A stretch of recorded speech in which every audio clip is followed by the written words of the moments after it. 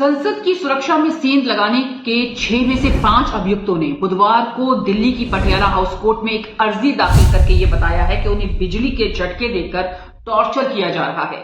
70 कोरे पन्नों पर जबरन हस्ताक्षर करवाए गए हैं और साथ ही आपको बता दें कि इस याचिका में अभियुक्तों ने यह भी बताया है कि उनसे यूएपीए के तहत अपराध करने और राष्ट्रीय राजनीतिक दलों से संबंध होने जैसे कबूलनामों पर भी हस्ताक्षर करवाए गए हैं।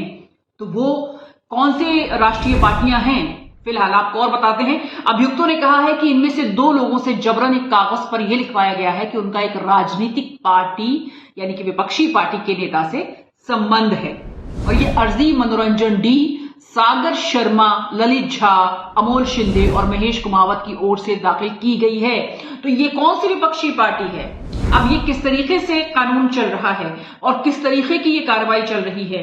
3rd डिग्री उनको दी गई है, जबरन उनसे हस्ताक्षर करवाए जा रहे हैं और बिजली के झटके उनको दिए गए हैं, उनको टॉर्चर किया गया है इसलिए ताकि वो ये कबूलनामा जो है लिख दें और जो भी वो लिखवाना चाह रहे हैं कि किसी राष्ट्रीय पार्टी, तो वो राष्ट्रीय पार्टी कौन सी है, किस विपक्षी पार्टी पर आखिर नजर है। तो जाहिर है कि जयराम रमेश इस दौरान एक्स पर लिखते हैं कि कांग्रेस पार्टी को निशाना बनाया जा रहा है।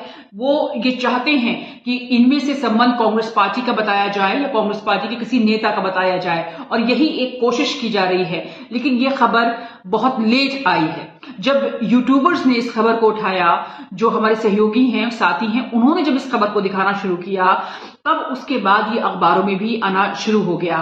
लेकिन ये सवाल है कि 3rd डिग्री टॉर्चर दिए जाते हैं, कबूलनामे पर सिग्नेचर करवाए जाते हैं ताकि कांग्रेस पार्टी को या विपक्षी पार्टी को निशाना बनाया जाए। थोड़ा सा आपको डिटेल बताते हैं आगे। अभियुक्तों के वकील क्या कहते हैं, बाद में जमानत अर्जी दायर करते समय हम इन तथ्यों का इस्तेमाल करेंगे।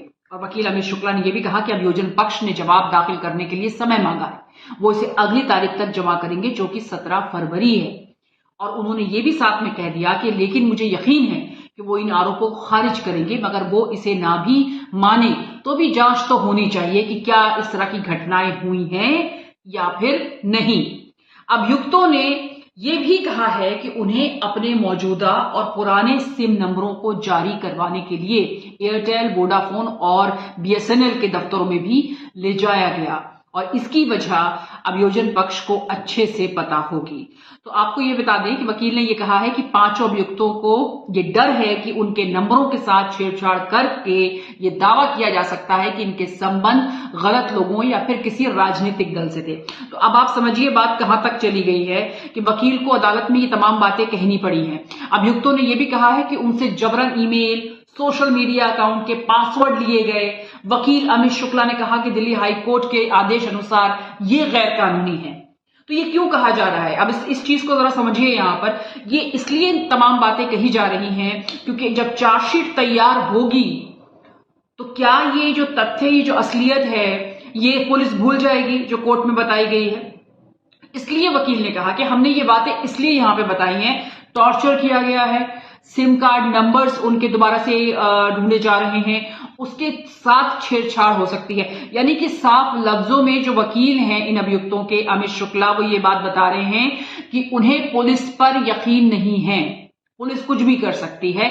यहां तक कि हमने आपको बताया टॉर्चर, दूसरा ये कि सोशल मीडिया अकाउंट्स, ये तमाम चीजें वो बदल भी सकती है, जो उसको करवाना है वो कर सकती है। और हम चाहते हैं कि ऐसा कुछ ना हो कि आगे किसी भी तरह की कोई सिम कार्ड के साथ या किसी ईमेल अकाउंट के साथ कोई छेड़छाड़ ये लोग कर सकें। इसलिए कोर्ट में बताना जरूरी था और कोर्ट में ये तमाम बातें जो हमने आपको पहले बताई वो कानूनी रूप से गैर कानूनी भी हैं, इसीलिए ये बातें बतानी बेहद जरूरी थी। तो फिलहाल आपके सामने हमने आपको ये बता दिया कि किस तरीके से इन अभियुक्तों का इस्तेमाल करने की कोशिश की जा रही है, किस तरीके से पुलिस काम कर रही है। ये सबसे बड़ा सवाल है, क्या पुलिस को भी बिल्कुल खौफ नहीं रहा है, क्या ये भी नहीं लग पता है कि कोर्ट भी है, अगर कोर्ट में वकील जाएंगे तो वो अपनी बात को रख सकते हैं। ये पूरा माजरा लगातार इसको लेकर हम फॉलो अप कर रहे हैं कि किस तरीके से आगे बढ़ रहा है। लेकिन अब तो ये पिक्चर साफ हो चुकी है कि इन अभियुक्तों के लिंक विपक्षी पार्टी से बताए जा रहे हैं और कांग्रेस का ये मानना है कि कांग्रेस के नेता या कांग्रेस से इनके तार जोड़ने की कोशिश हो रही है।